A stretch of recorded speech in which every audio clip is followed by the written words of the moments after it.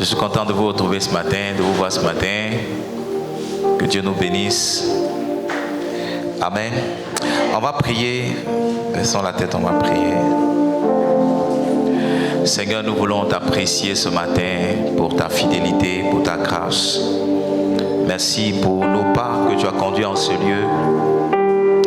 Merci pour l'opportunité que tu nous donnes encore ce matin d'entendre ta parole. La Bible dit, tu envoyas ta parole, tu les guéris et tu les fais sortir de l'abîme.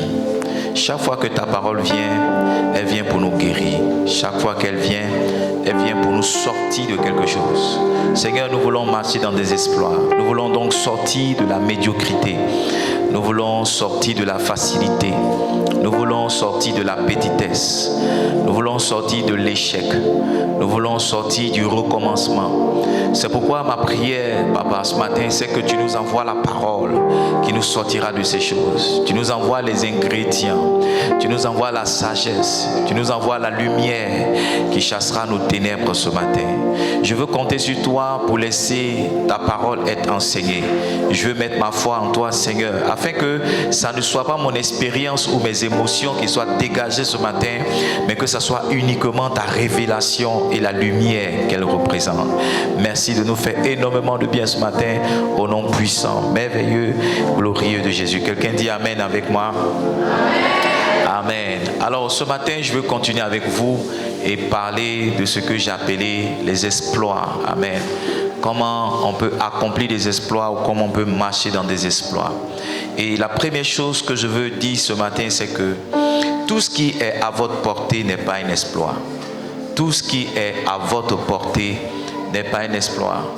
Les choses que vous pouvez réaliser de vous-même ou que vous pouvez réaliser les yeux fermés, ce n'est pas un exploit. Tout ce qui est normal pour vous, tout ce qui est simple pour vous, tout ce qui est facile pour vous n'est pas un exploit. Je le dis pourquoi? Parce que l'homme naturellement a tendance à faire ce qui est facile. L'homme naturellement a tendance à choisir ce qui est à sa portée. C'est rare que vous voyez quelqu'un qui décide de faire quelque chose qui est au-dessus de ses capacités, au-dessus de ses compétences. Chaque homme, quand il doit faire un choix, en général, il choisit le chemin le plus court, il choisit le chemin le plus facile. Souvent, même quand il n'y a pas de raccourci, il crée lui-même les raccourcis. Et puis, il décide d'aller là, il décide d'aller ici. Je crois que beaucoup de personnes sont dans la pauvreté parce qu'elles ont choisi d'y être. Je crois que beaucoup de personnes sont dans l'échec parce qu'elles ont choisi d'y être. Je crois que beaucoup de personnes sont dans le recommencement et dans le statu quo parce qu'elles ont fait le choix, d'accord, de marcher avec les choses faciles, de marcher avec les choses qui sont à leur portée.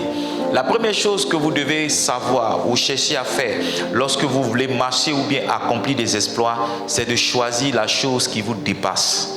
C'est de choisir la chose qui est au-dessus de votre force. C'est de choisir la chose qui est au-dessus de vos capacités. Josué, le chapitre 14, le verset 6 au verset 15. La Bible va nous faire comprendre que le peuple d'Israël est arrivé à Canaan et la répartition de la terre a commencé à être faite. Et un monsieur qui avait 80 ans, son nom c'était Caleb. La Bible dit les fils de Juda s'approchaient de Josué à Gilgal et Caleb, fils de Jéphuné, le Kénisien, lui dit: tu sais ce que l'Éternel a déclaré à Moïse, homme de Dieu, au sujet de moi et au sujet de toi, au sujet de moi et au sujet de toi à Kadesh Barnéa. Next verse. J'étais âgé de 40 ans lorsque Moïse, serviteur de l'Éternel, m'envoya à Kadesh Barnéa pour explorer le pays et je lui fis un rapport avec droiture de cœur. Go ahead. Mes frères qui étaient montés avec moi décourageaient le peuple, mais moi je suivis pleinement la voie de l'Éternel mon Dieu. Next. Et ce jour-là, Moïse jura en disant: le pays que ton pied a foulé sera ton héritage à perpétuité, pour toi et pour tes enfants, parce que tu as pleinement suivi la voie de l'Éternel mon Dieu. Next. Maintenant, voici l'Éternel m'a fait vivre, comme il a dit, il y a 45 ans que l'Éternel parlait ainsi à Moïse, lorsqu'Israël marcha dans le désert, et maintenant, voici, je suis âgé de 85 ans.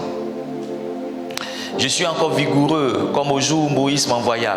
J'ai autant de force et j'en avais alors, soit pour combattre, soit pour sortir et pour entrer. Maintenant, regardez, il dit: donne-moi donc cette montagne dont l'Éternel a parlé dans ces temps-là. Ce qui était plus facile pour Caleb de choisir, c'était la vallée. Ce qui était plus facile pour Caleb de choisir, c'était les plaines. La Bible dit lorsque le choix, lorsque l'autre devait faire le choix de choisir une direction, qu'est-ce qu'il a regardé? La Bible dit qu'il a vu les plaines. Il a vu une terre facile et il a dit, moi j'irai vers les plaines. Malheureusement, ce qui est facile n'est pas toujours la voie de Dieu. Et laissez-moi vous dire que très souvent, la voie du Seigneur nous conduit dans les difficultés. Très souvent, la voie de Dieu nous conduit dans des choses qui nous dépassent. Très souvent, la voie de Dieu nous conduit dans des choses qui sont compliquées. Très souvent, la voie de Dieu nous conduit dans des choses extraordinaires. La voie de Dieu n'est pas toujours la voie de la vallée. Très souvent, elle est la voie de la montagne. Et les gens qui aiment la facilité ne font rien dans la vie. Les gens qui veulent toujours ce qui est simple n'arrivent nulle part dans la vie. Les gens qui veulent faire ce qui est à leur portée n'accomplissent jamais rien de grand. Caleb a dit, moi c'est la montagne que je veux. C'est la montagne que je veux. Si vous devez accomplir des exploits dans votre vie, et je prie que ça soit ainsi, choisissez toujours ce qui vous dépasse. Combattez, attaquez ce qui est grand que vous. Attaquez ce qui semble être impossible. Attaquez ce qui est très peu commun, ce dont les hommes ne parlent pas souvent. Voici comment les exploits commencent. Les exploits commencent lorsqu'on décide d'aller au-delà de ses propres compétences, au-delà de ses propres forces. Je prie que tu accomplisses un exploit. Je prie que tu réalises quelque chose de grand. Que ta vie soit attachée à quelque chose d'extraordinaire. Que ta vie soit attachée à quelque chose de glorieux. Maintenant, regardez, ce que vous voyez toujours n'est pas ce que vous voyez. Ce que vous voyez toujours n'est pas ce que vous pensez. Ce que vous voyez toujours n'est pas ce que vous croyez en réalité. Livingstone, écoutez-moi, je vais dire quelque chose qui va changer votre vie. Un jour, Jésus a commencé à marcher sur les eaux et pendant qu'il venait, les disciples ont vu un fantôme. Est-ce que ce jour-là, Jésus était un fantôme? Il n'était pas un fantôme.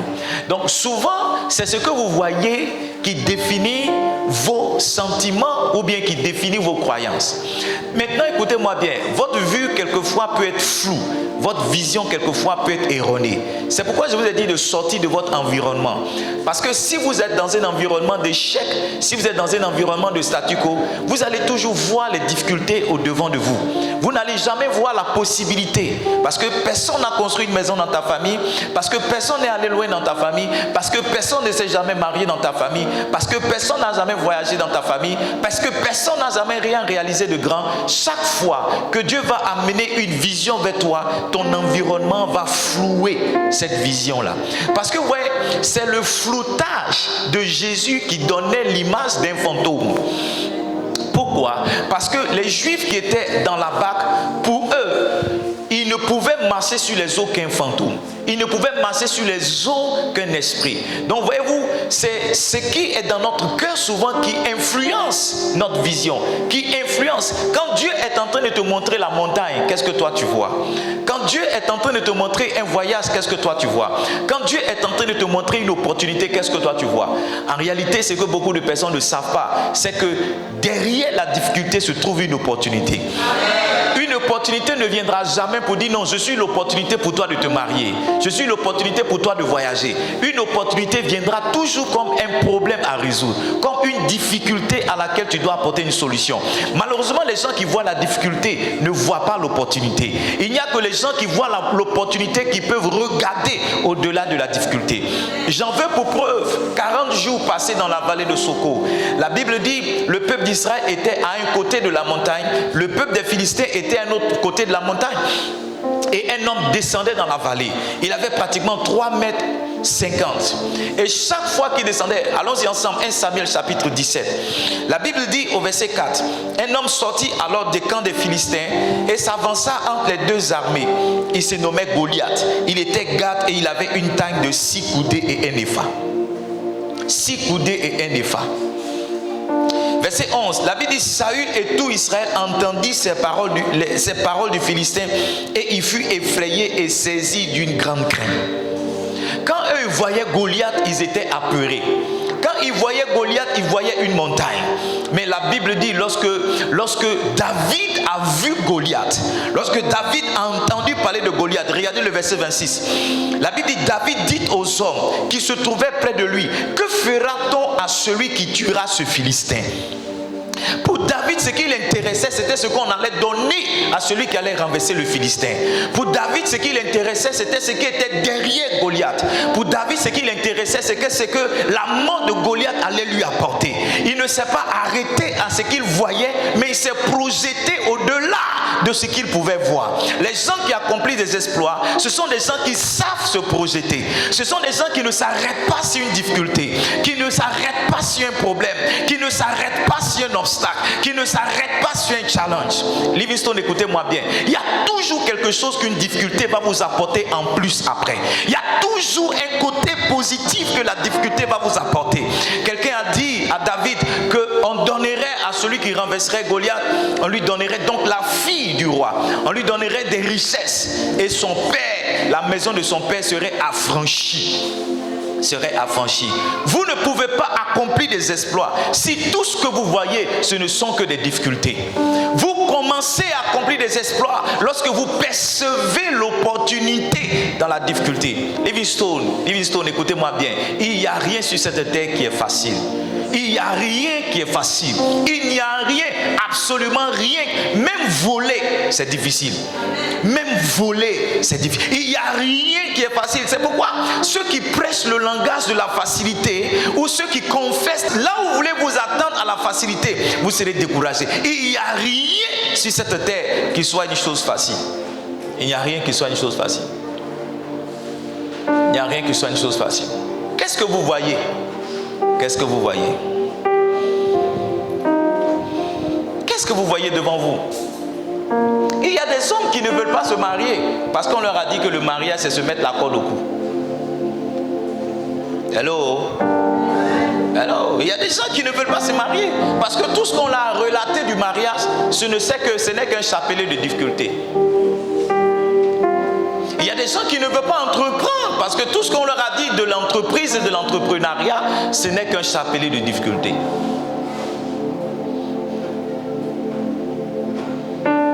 Je veux prier pour toi, que tu sois encouragé à affronter la montagne et que tu cherches la montagne à gravir. S'il y a un choix que tu dois faire en deux choses, choisis toujours celle qui est plus difficile. Choisis toujours celle qui est plus difficile. Choisis toujours celle qui est plus difficile. Choisis toujours celle. L'avantage même de prendre ce qui est difficile, c'est que ce qui est difficile va t'étirer. Ce qui est difficile va t'aider. Ce qui est difficile va t'amener à croître. Ce qui est difficile va t'amener à grandir. Ce qui est difficile va t'amener à comprendre. Ce qui est difficile va te donner de l'expérience. Ce qui est difficile va te donner de la connaissance. Ce qui est difficile va te donner de la sagesse. Ce qui est difficile va t'aider. Je ne sais pas si les gens comprennent mon message ce matin, mais je crois que je parle à une personne ici. Je crois que je parle à une personne ici.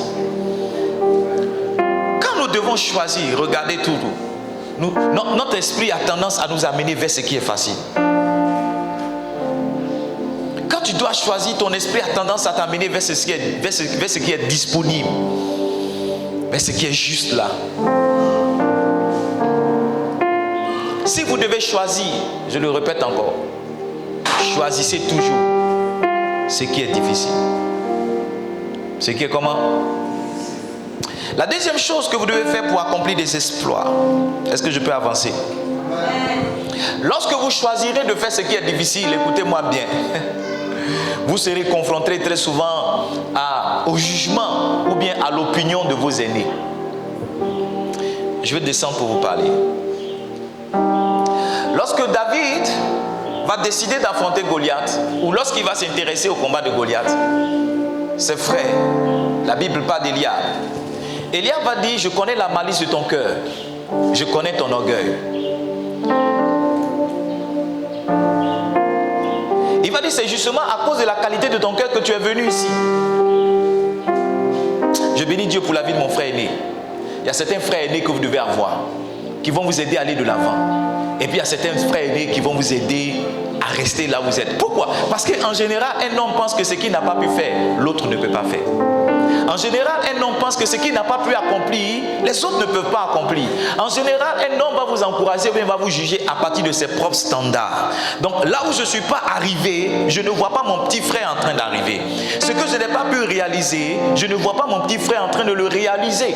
C'est pourquoi si vous devez accomplir des exploits, vous devez comprendre qu'arrivé un moment, les jugements de vos aînés peuvent vous arrêter ou peuvent vous maintenir sur place. Et des gens justement qui savent accomplir des exploits, ce sont des gens qui savent fermer l'oreille à tout ce qui vient pour les décourager et les sortir de leur destinée. Parce que souvent les gens sont de bonne foi. Ils ne croient pas eux-mêmes que ça soit possible. Donc quand ils vous disent de ne pas faire, c'est pas parce qu'ils veulent vous décourager vraiment, c'est parce qu'ils ne sont pas parvenus à le faire. Ils le disent de bonne foi. Sauf qu'ils apprécient les choses pas à partir des standards de Dieu, mais à partir de leurs propres standards. Quand Caleb parlait, il dit: j'ai emprunté la voie de l'Éternel. La voie de l'Éternel était d'affronter les fils d'Anak à Canaan. La voie de l'Éternel était d'affronter les géants à Canaan. Ceux qui ont cru que ça allait être facile sont morts dans le désert et quelques-uns ont voulu rester. Donc un homme vous juge ou bien non vous encourage à partir de ses standards lui, pas à partir des standards de Dieu. Si quelqu'un prend le temps d'interroger Dieu pour dire: mais qu'est-ce que tu as pour cet enfant? Il pourra voir l'avenir que Dieu a pour vous et vous encourager dans ce plan. Mais lorsque quelqu'un n'a pas cette révélation, il apprécie les choses que vous faites à partir de lui-même. À partir de lui-même. Par exemple, quelqu'un qui a échoué dans le mariage va te décourager à te marier. Quelqu'un qui a échoué par exemple en Europe va te décourager d'y aller. Quelqu'un qui n'a pas réussi dans le ministère, quand tu voudras être pasteur, il te dira: non, ne fais pas cela. Quelqu'un qui a commencé dans l'entrepreneuriat, qui a été grugé, va te dire: non, ne fais jamais le rêve d'entreprendre dans ta vie. Pourquoi? Parce que pour lui ça n'a pas marché.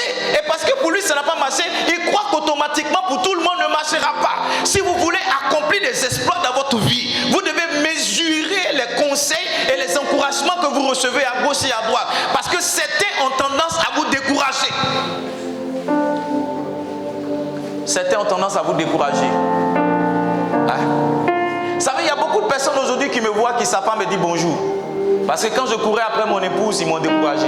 Ils ont essayé de me décourager. Il y a un célèbre monsieur que je connais. Et chaque fois que je parle de ça, je suis triste pour lui. Je suis vraiment triste pour lui parce que ce jour-là, il m'avait mal jugé. Mon épouse était en classe de terminale et moi je suis revenu de l'INP parce qu'on était en congé, je crois. On avait quelques jours de vacances, je ne sais plus. Et elle m'a fait comprendre qu'elle ne se portait pas bien à l'école. Et moi, quand je vais la chercher pour la conduire à l'hôpital, vous savez, il y a longtemps je suis responsable. Pour les jeunes filles qui sortaient, les garçons qui ne peuvent pas aller vous chercher pour vous envoyer à l'hôpital, qui vous abandonnent quand vous êtes malade dans les mains de vos parents, j'ai pitié pour vous. J'ai pitié pour vous. Non, j'ai pitié pour vous. Non, j'ai vraiment pitié pour vous. Je vous plains vraiment. Les gens qui vous enceintent et qui vous abandonnent dans les mains de vos parents, j'ai vraiment pitié pour vous. Vraiment pitié pour vous. Et je suis allé chercher mon épouse. Et quand je suis, comme c'était un lycée de filles, le monsieur qui était à la porte là, il me connaissait. Parce qu'on était dans le même village. Et il a refusé de me laisser rentrer. Et il faisait un commentaire aux gens qui étaient là, du genre: oh, elle sort avec celui-là, elle sort avec lui là. Donc, je ne le laisse pas rentrer. Ils ne sont pas sérieux, ils sont pas sérieux. 20 ans après, quand il me voit, il fait comme s'il ne me connaît pas. Quand il me voit, il regarde là. Quand il me voit, il regarde là. Quand il me voit, il regarde là. Il était dans la confusion. Je ne sais pas pourquoi mon message est parti là-bas, mais c'était une orientation pour quelqu'un. C'était un bonus pour quelqu'un. Amen. Donc vous devez faire attention à ce qu'on vous dit à gauche et à droite. Vous devez mesurer ce qu'on vous dit là ou ce qu'on ne vous dit pas. Parce que les gens auront tendance toujours à vous arrêter. Quelqu'un m'a dit: pasteur, je ne crois pas qu'on puisse faire une église à Dabou et qu'il y ait 50 personnes assises le dimanche.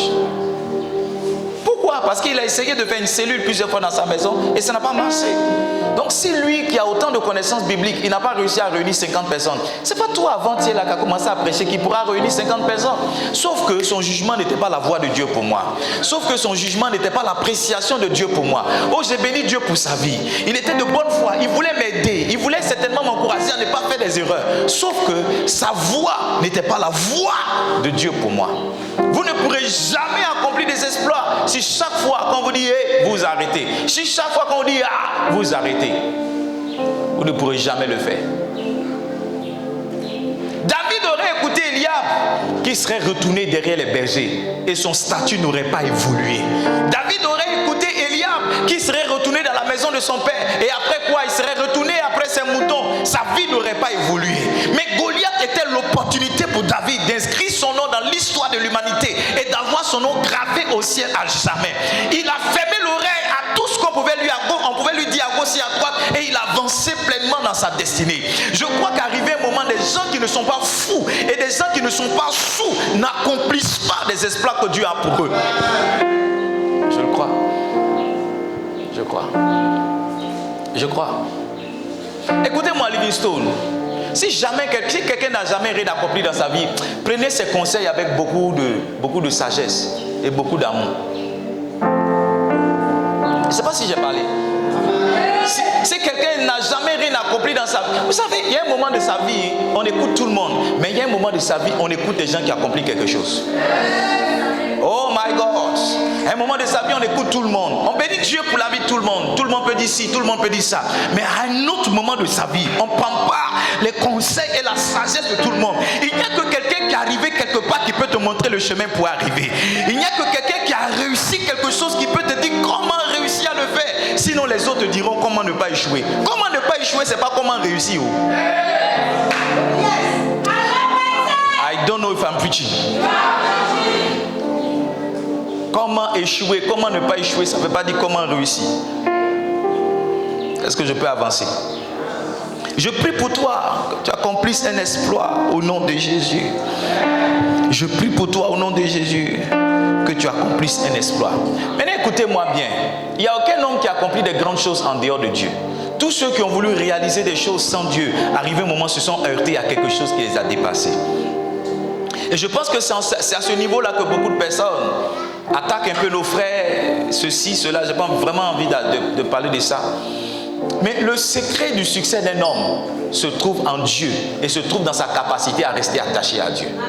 Parce que dans ce que David a fait contre Goliath, oh, Dieu l'y a aidé et il le dit clairement. Parce que David a dit à Goliath, tu viens contre moi avec la lance, le javelot et l'épée, mais moi je viens contre toi avec quoi? Avec quoi? Le nom de l'Éternel des armées. Des gens qui veulent s'accomplir en dehors de Dieu, ils réussissent quelque chose mais qui ne dure pas dans le temps. Des gens qui veulent s'accomplir en dehors de Dieu, arrivé au moment, ils sont heurtés et réalisent qu'ils ont besoin de forces surnaturelles pour avancer. La clé pour accomplir des exploits, c'est de s'appuyer sur Dieu.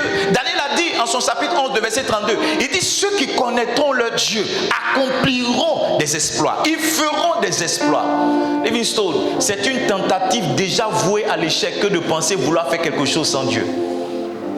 C'est une tentative vouée à l'échec que de penser vouloir faire quelque chose sans Dieu.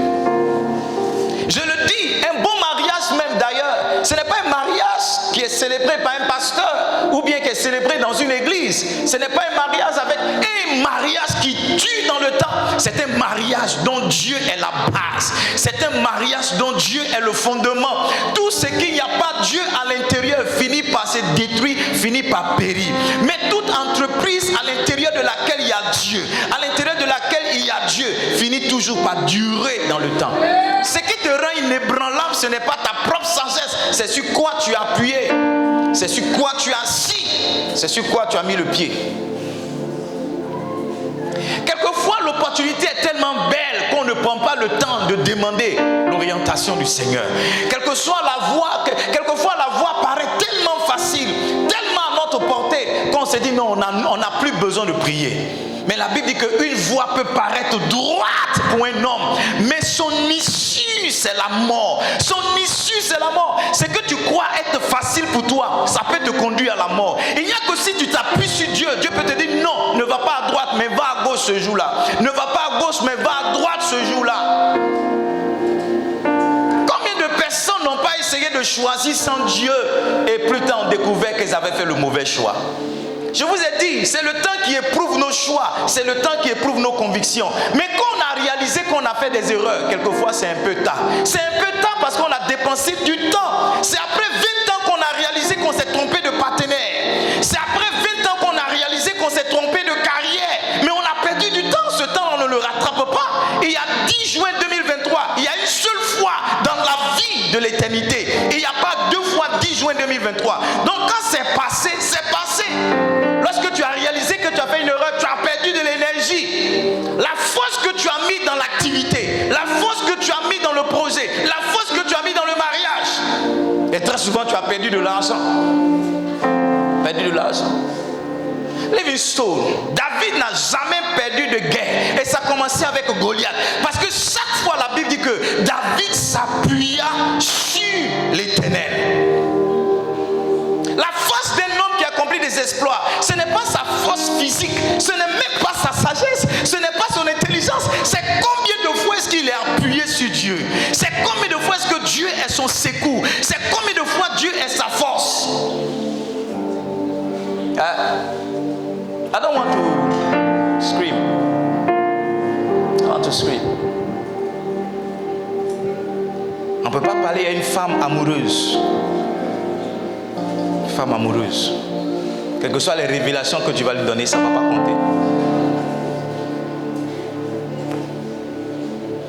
Quel que soit ce que tu vas dire. Après, c'est la confusion qui vient.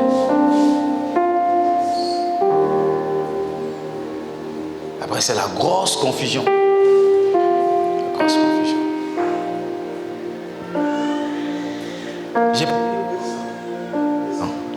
Combien d'années? 2 ans. 2 ans. Et pendant 2 ans, plusieurs fois, vendredi, samedi, dimanche, je ne mangeais pas. J'avais une seule prière. Seigneur, est-ce que tu m'as vraiment appelé? Je ne veux pas me tromper. Je ne veux pas être pasteur parce que c'est beau. Je ne veux pas être pasteur parce que je sens ça dans mon cœur. Est-ce que tu m'as vraiment appelé? Est-ce que tu m'as vraiment appelé? Ce matin encore à 4 heures, j'étais en train de prier. Je peux dire que j'ai l'expérience. Je peux entretenir le peuple de Dieu pendant 1 heure.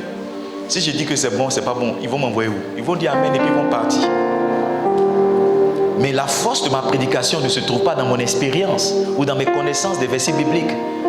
Mais la force de ma prédication se trouve dans l'appui que me donne l'Éternel. Dans la force que me donne l'Éternel. Et m'engager à prêcher sans Dieu, c'est m'assurer de finir ma prédication dans la confusion et dans l'échec. Livingstone, ne mettez pas Dieu en dehors de ce que vous faites.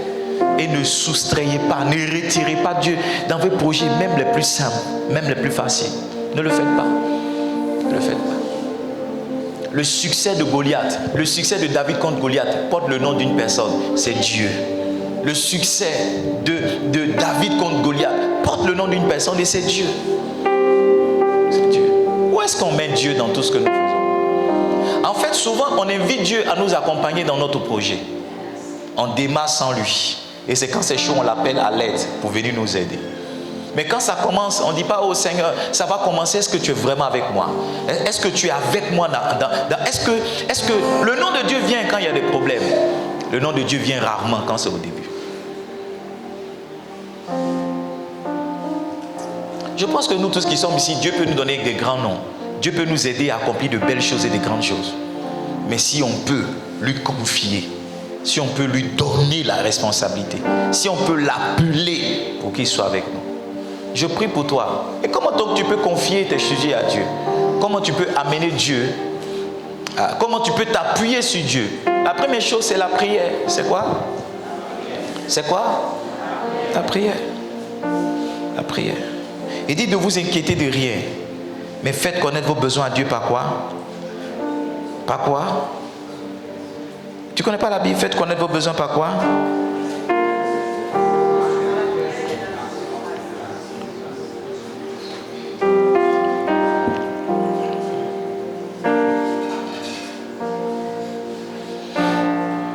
Prenez le temps de prier chaque fois pour les choses que vous devez faire. Confiez vos projets à Dieu. Confiez vos affaires. Confiez vos enfants. Confiez. Vous savez, en général, à partir du mois de juin, je commence à chercher la face de Dieu pour l'année qui vient. Parce que je ne veux pas démarrer une année avec un thème juste parce que j'ai envie de le donner ou bien parce que ça sonne beau, ça sonne joli. Mais je cherche à confier ce que je fais vraiment au Seigneur. Et je pense que c'est la clé pour réussir. Je pense que c'est la clé pour réussir. Demandez de l'aide à Dieu quand vous commencez. N'est-ce pas vrai que lorsque nous avons un souci, la première personne vers qui nous nous tournons, n'est-ce pas vrai que c'est une connaissance dans notre téléphone? Quand une mauvaise nouvelle arrive, tout de suite, c'est qui est-ce qu'on peut appeler? Vers qui est-ce qu'on peut se tourner? Qui est-ce qu'on connaît qui peut nous aider? Mais on n'a pas le réflexe d'aller demander à Dieu, d'aller chercher l'aide du Seigneur. J'ai envie de vous raconter cette histoire de David qui revient de chez les Philistins, Tislag. Je crois que c'est 1 Samuel le chapitre 30. C'est plus, c'est 1 Samuel le chapitre. Oui, 1 Samuel le chapitre 30. Qui revient, et quand il revient, il trouve que ses femmes et ses enfants, et pareil aussi pour tous ses compagnons, ont été emportés. Et la Bible dit que les gens pleuraient. Ils étaient tellement tristes qu'ils voulaient lapider leur roi. Ils voulaient lapider leur chef David. Parce qu'ils se disaient que c'était leur faute, c'était sa faute s'ils étaient à ce niveau-là. Mais la Bible dit que David a cherché la face du Seigneur. Il avait pleuré jusqu'à ce qu'il n'ait plus de larmes pour pleurer. Mais quand il a fini de pleurer, il a essuyé ses larmes et il a cherché la face du Seigneur. Il a dit, Seigneur, est-ce que je peux les poursuivre? Est-ce que je peux les rattraper? Est-ce que je peux ramener nos enfants? Et il a entendu la voix de Dieu lui dire, va. Il a entendu la voix de Dieu lui dire, va. Livingstone, est-ce que nous aussi, on a cette sagesse-là chaque fois de demander à Dieu l'orientation, de demander à Dieu la force, ou bien de toujours en train de chercher qui dans la famille peut nous apporter une assistance? J'ai compris que très souvent, quand Dieu ferme le cœur de certaines personnes, c'est parce que Dieu veut être à la place de certaines personnes. Il y a des gens qui ont les moyens, il y a des gens qui ont les connaissances, mais quand il s'agit de toi, c'est comme si leur cœur est fermé. C'est Dieu qui fait. La Bible dit que le cœur du roi est dans les mains de Dieu comme un océan. Il incline comme il veut. Dieu peut incliner le cœur de quelqu'un en ta faveur. Tu vas lui demander 500 000, il te donne 1 million. Mais Dieu peut incliner le cœur de quelqu'un en ta défaveur. Tu vas lui demander 10 000, son téléphone est fermé. Et tu ne comprends pas pourquoi un millionnaire ne te donne pas 10 000. Tu ne comprends pas pourquoi un milliardaire, tu ne comprends pas pourquoi un tonton qui est haut placé ne t'aide pas. Ce n'est pas lui ton aide, c'est Dieu ton aide. Et Dieu a besoin que tu détournes ton regard de l'homme maintenant, que tu le soulèves vers lui, que tu attendes de lui le secours. Moi je ne peux pas t'aider, je suis un homme limité. Qu'est-ce que je peux faire pour toi? Mais celui que je sais, si tu sais te tourner vers lui, si tu sais tourner ton cœur vers lui, si tu sais tourner tes regards vers lui, celui-là, il pourra t'aider, il pourra te sortir de tous tes challenges. Que Dieu t'aide et qu'il te donne cette sagesse-là. J'ai dit que Dieu t'aide et qu'il te donne cette sagesse-là. Que Dieu t'aide, qu'il te donne cette sagesse. Est-ce que je peux additionner? Est-ce que je peux ajouter? Pour accomplir vos exploits dans l'histoire de David, il y a une chose que je veux partager avec vous, ça va être la 4e, c'est de combattre avec vos armes. C'est de combattre avec quoi? C'est de combattre avec quoi? De combattre avec vos armes. Est-ce que je peux vous dire quelque chose de très intéressant? La concurrence fait, ou la comparaison fait souvent, qu'on n'a pas conscience de ce que nous-mêmes on transporte. Ou quand on a conscience de ce qu'on transporte, on minimise, on dévalorise ce qu'on transporte. Je crois que tout ce que Dieu a créé, il y a quelque chose qu'il a placé en eux. Je crois que tout ce que Dieu a créé, il y a quelque chose qu'il a déposé en eux. Je crois que tout ce que Dieu a créé, il y a quelque chose qu'ils ont. Vous savez, David n'est pas allé combattre Goliath avec la lance, le javelot et l'épée. La Bible dit que Saül aurait voulu même qu'il porte son armure. Il avait même porté son armure. Mais David lui a dit, je ne suis pas accoutumé à cela. Qu'est-ce que David a fait? La Bible dit qu'il avait dans sa gibecière une fronde, n'est-ce pas? Et il a mis la main dans le torrent, il a pris 5 pierres. L'arme avec laquelle David combattait, c'était la fronde, c'était pas l'épée. Son arme, c'était la fronde, ce n'était pas un javelot. Son arme, c'était la fronde, ce n'était pas un bouclier. Quoique ces choses-là existent et que ces choses-là soient performantes, mais l'arme de David, ce n'était ni un javelot, ni une épée, c'était une fronde. Je crois qu'il y a une âme en toi dont tu n'as pas conscience. Il y a quelque chose que Dieu a placé en toi, tu n'as pas encore réalisé. Hier, je parlais vers 21h avec un papa et il m'a dit, il y a quelque chose que Dieu t'a donné. Tu sais parler. C'est un pasteur qui me disait, il dit, tu sais parler. Il dit, c'est ça ton âme. Si tu peux utiliser ton âme, ça va apporter des résultats. Peut-être que toi, tu ne sais pas parler, mais toi, tu peux réfléchir. Peut-être que toi, tu ne sais pas réfléchir, mais toi, tu peux dessiner. Peut-être que toi, tu ne sais pas dessiner, mais tu peux préparer. Peut-être que tu ne sais pas préparer, mais tu peux organiser. Si tu peux t'appuyer sur ton âme, je suis sûr que tu seras le meilleur des organisateurs, la meilleure des cuisinières, et tu pourras aussi, toi aussi, accomplir un exploit pour toi. La comparaison fait qu'on est toujours insatisfait de ce qu'on a et on croit qu'on sera plus heureux lorsqu'on aura ce que notre frère a. Voici comment la jalousie et la sorcellerie rentrent dans les familles. Oh my God, peut-être que tu ne fais pas d'enfants, mais tu es quand même heureux sans enfants. Hey, regarde tes soeurs, 15 enfants, 30 enfants, qu'est-ce qu'ils sont devenus? Qu'est-ce qu'ils sont devenus?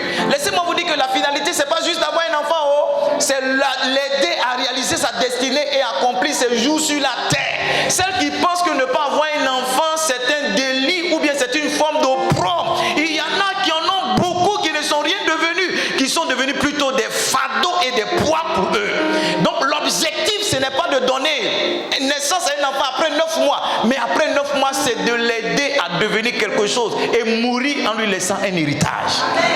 Oh, I don't know if I'm preaching here this morning.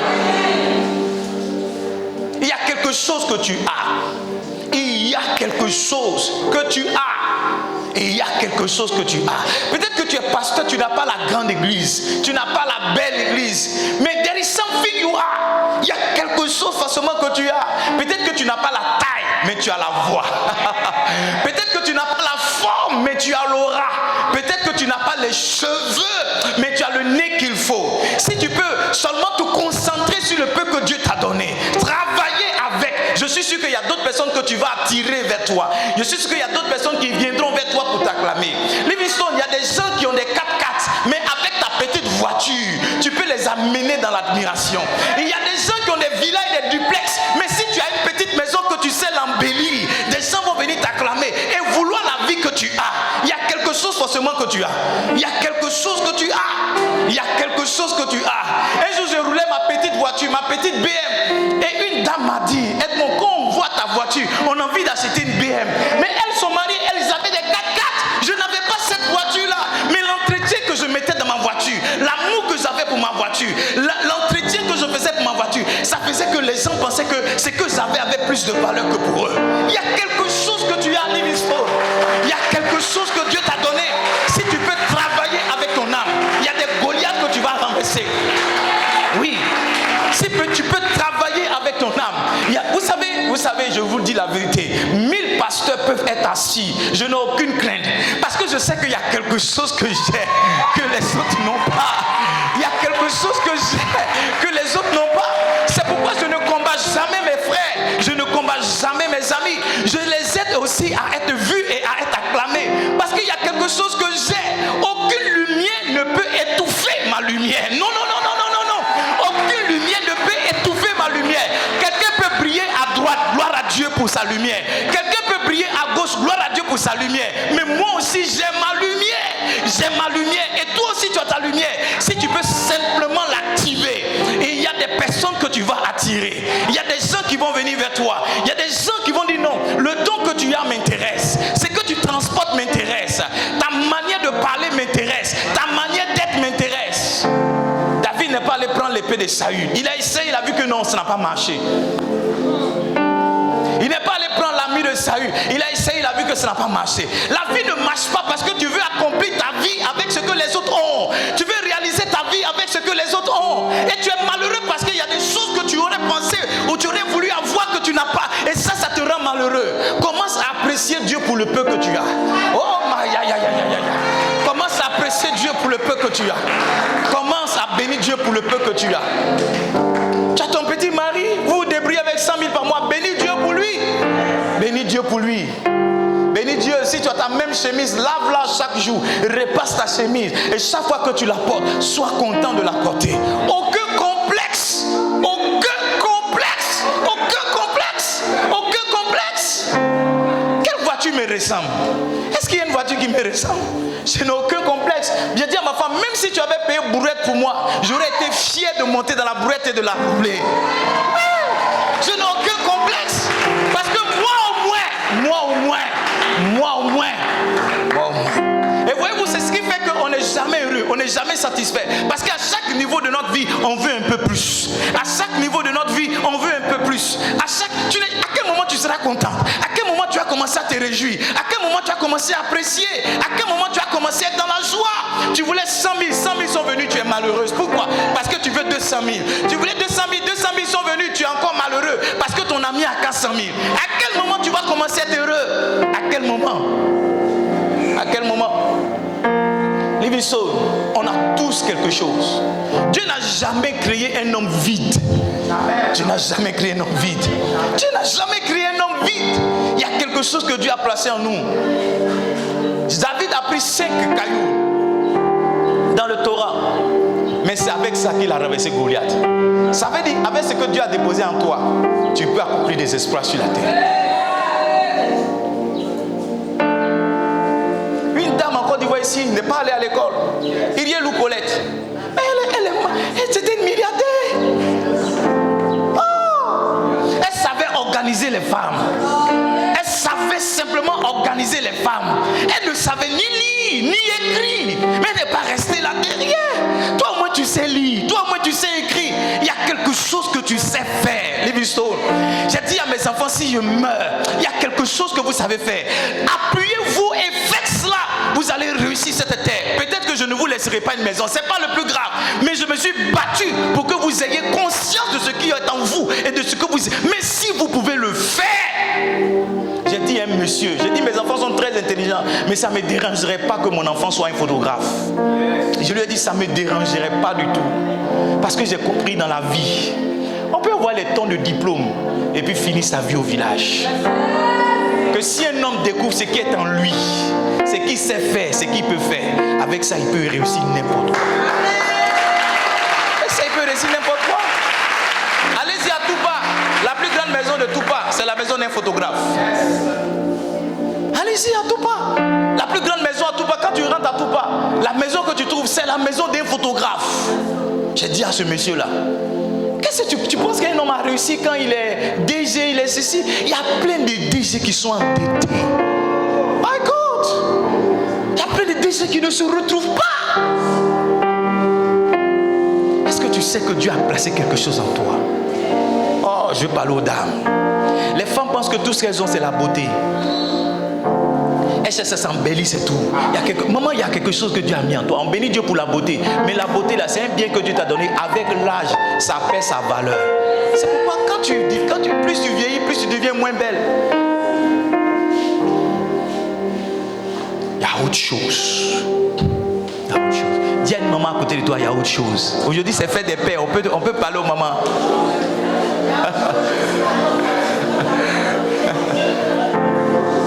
Il y a autre chose.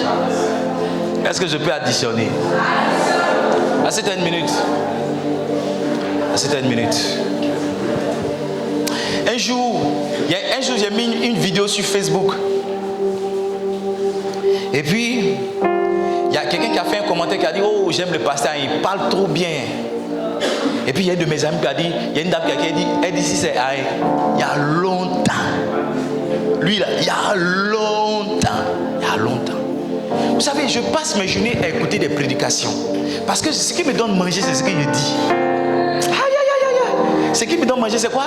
C'est ce que je dis. Mon instrument, c'est ma bouche. Donc je m'assois, j'écoute. Comment on forme un message? Parce que mon avenir est dans ça. L'avenir de ma prédication. Pendant que je parle comme ça, le Saint-Esprit est en train d'ouvrir les yeux de quelqu'un. Amen.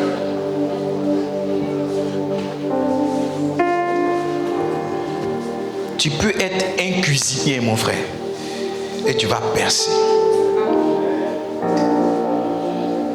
Je vais continuer au deuxième culte. Il y a deux autres points que je partage avec vous.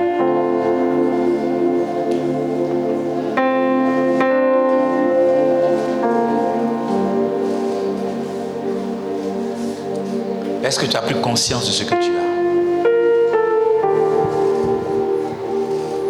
Si tu remarques bien à la maison, tu vas voir que tu n'as pas les mêmes hobbies que tes frères. Tu n'as pas les mêmes centres d'intérêt que tes frères. Est-ce que c'est faux? Parce que tu es attiré naturellement. En fait, ce qui est en toi, ce que Dieu a placé en toi, ça t'attire vers certaines choses. Moi, dans ma famille, mes frères et moi, je suis le seul qui a fait enseignement général. Tous mes autres frères ont fait enseignement technique. Quand j'étais petit, on m'appelait Monsieur Cravate. Mon papa ne comprenait pas pourquoi un enfant de 5 ans veut porter souliers et porter cravate. Mon papa ne comprenait pas.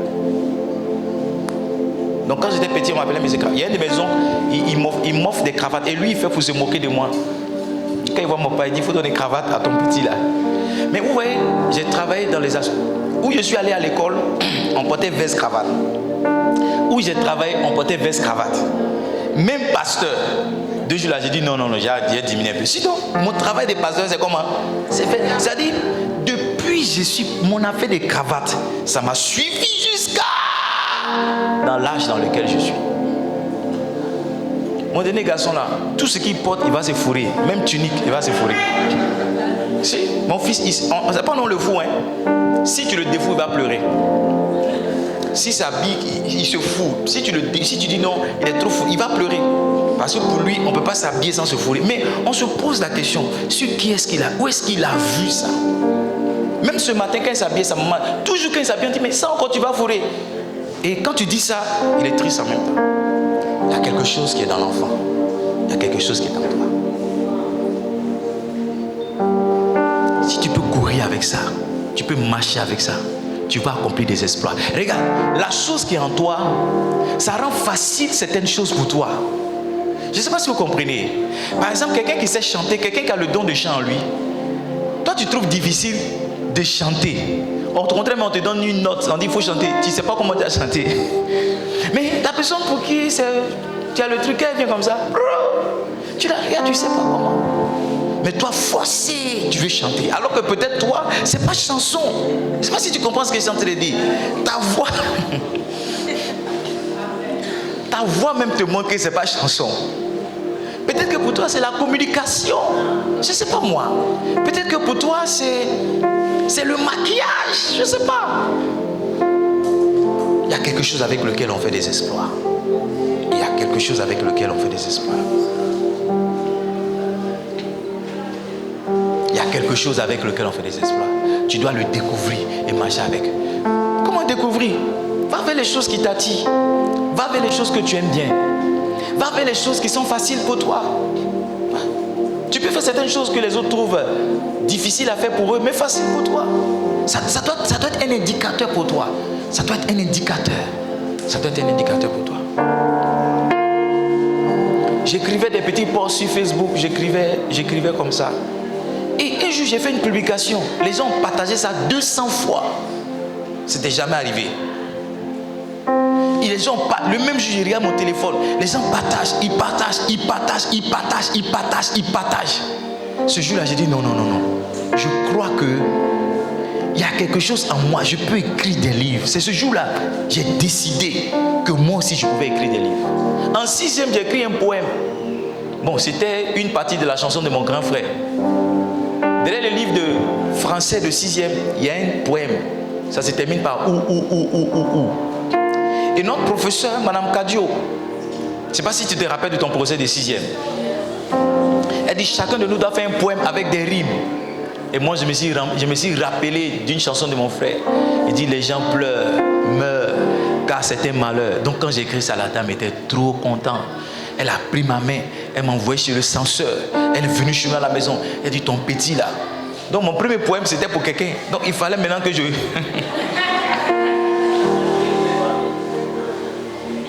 Tu vois, ces choses-là m'ont suivi depuis que je suis petit jusqu'à maintenant. Depuis que je suis petit jusqu'à maintenant. Il y a quelque chose qui te suit, il y a quelque chose qui est en toi, il y a quelque chose qui est avec toi. Concentre-toi dessus, marche avec ça, et puis avance. Tu vas faire des exploits avec. On peut faire des exploits dans la couture, on peut faire des exploits dans la communication. Tous les domaines sont des domaines dans lesquels on peut devenir milliardaire. Tous les domaines. Quand on était à Boaké, on avait une maman là qui vendait à Loco. On dit qu'elle a commencé à vendre à Loco avec une rouge. La maman là, tu la vois assise comme ça. Elle est chasse client. Si tu viens que, elle dit, il faut partir ton argent. Parce qu'elle a construit des immeubles en grillant à Loco. Toi, tu te dis comment on peut construire mes banques rien. C'est parce que tu n'as pas encore essayé. Que Dieu t'aide. Que tu accomplisses des exploits au nom de Jésus. Tiens-toi debout, nous allons prier. Oui, je sais que je réussirai. Je sais que je résisterai, quel que soit ce qui arrivera. Ma vie est dans ses mains, quel que soit ce qui arrivera. Ma vie est dans ses mains. Ne t'inquiète de rien et n'aie aucune crainte. La joie vient le matin, les problèmes ne durent qu'un temps. Car il y a un ami nommé Jésus qui essuiera toutes tes larmes. Et si ton cœur est troublé, lève les mains et déclare. Oui, je sais que je réussirai. Chante avec moi. Je sais que je résisterai, quel que soit ce qui arrivera. Ma vie est dans ses mains, quel que soit ce qui arrivera. Ma vie est dans, quel que soit ce qui arrive. Ma vie est dans ses mains, hey, quel que soit ce qui arrivera. Ma vie est dans, quel que soit ce qui arrivera. Ma vie est dans ses mains, quel que soit ce qui arrivera. Ma vie est dans, quel que soit arrivera. Ma vie est dans ses mains, quel que soit ce qui arrivera. Ma vie est dans ses mains. Lève la main, je prie pour toi. Quel que soit ce qui arrivera. Ma vie est dans ses mains. Quel que soit ce qui arrivera. Ma vie est dans ses mains. À ce qui arrivera. Ma vie est dans ses mains. Quel que soit ce qui arrivera. Je prie pour toi. Je prophétisais sur ta vie ce matin. Prophétisais sur ta vie ce matin. Dieu ne t'a pas créé pour que tu sois le dernier. Et je prie pour toi ce matin, qu'à partir de ce matin, chaque fois qu'on aura besoin d'honorer quelqu'un, que tu sois parmi ces personnes. Chaque fois qu'on aura besoin d'élever quelqu'un, que tu sois parmi ceux qu'on élève. Oh, je vais relâcher cette grâce sur ta vie ce matin. Chaque fois qu'on aura besoin d'acclamer quelqu'un, que tu sois parmi ceux qu'on acclame. Chaque fois qu'on aura besoin de quelqu'un, qu'on cite ton nom parmi ceux dont on aura besoin.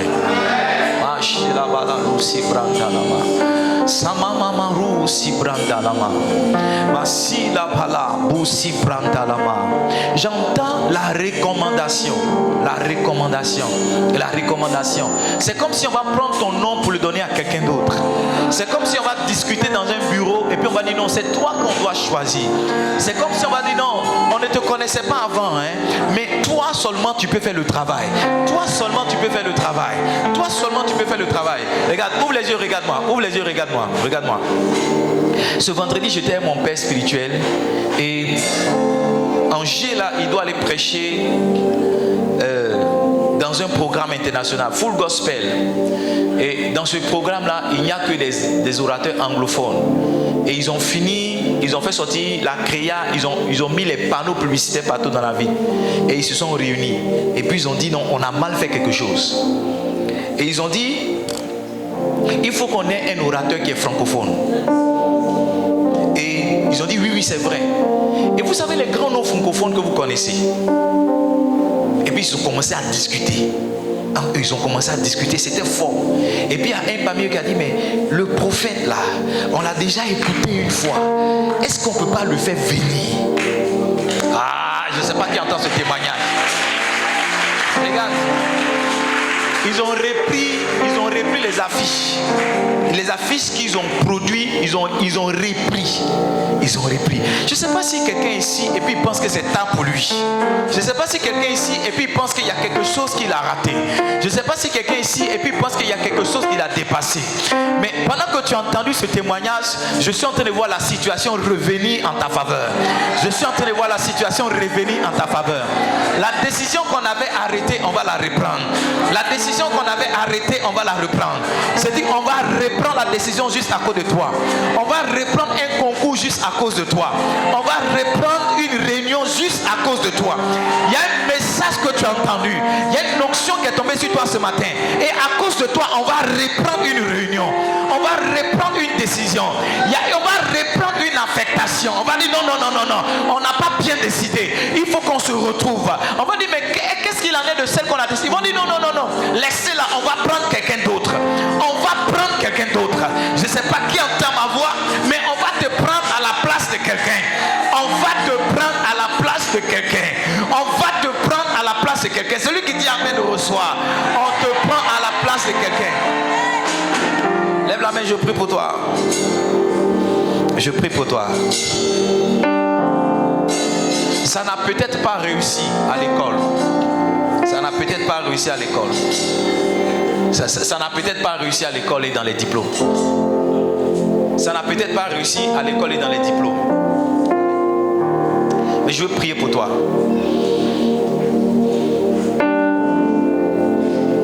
Et la prière que je fais ce matin pour toi, c'est une prière de redirection. Une prière de redirection. Une prière de redirection. Il y a une nouvelle voie que Dieu va ouvrir pour toi. Une voie que Dieu va ouvrir pour toi. Une voie que Dieu va ouvrir pour toi. Une voie